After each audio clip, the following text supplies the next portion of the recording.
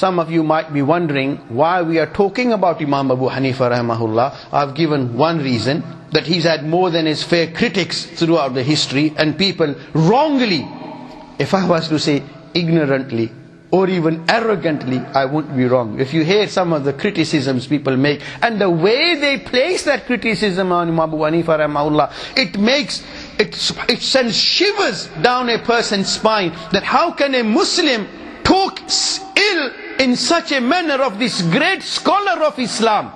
In Sahih Bukhari, Imam Bukhari rahimahullah has presented a hadith Qudsi, in which Rasulullah sallallahu alaihi wasallam said, Allah himself, he says, Man aada li waliyan faqad adhantuhu bil harb.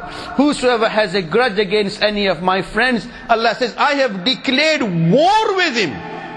So Imam Abu Hanifa rahimahullah wasn't just a believer and a scholar, he was a great saintly man, a great friend of Allah. So anybody who has any grudge in his heart for Abu Hanifa rahimahullah or any of the great Imams, then that means that person is at war with Allah. So if a person is at war with Allah, where does that leave?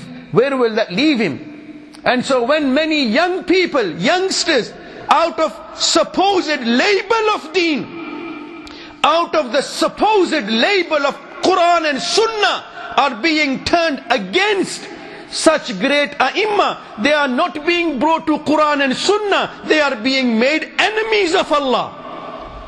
So is it not our responsibility to rescue and save such youngsters?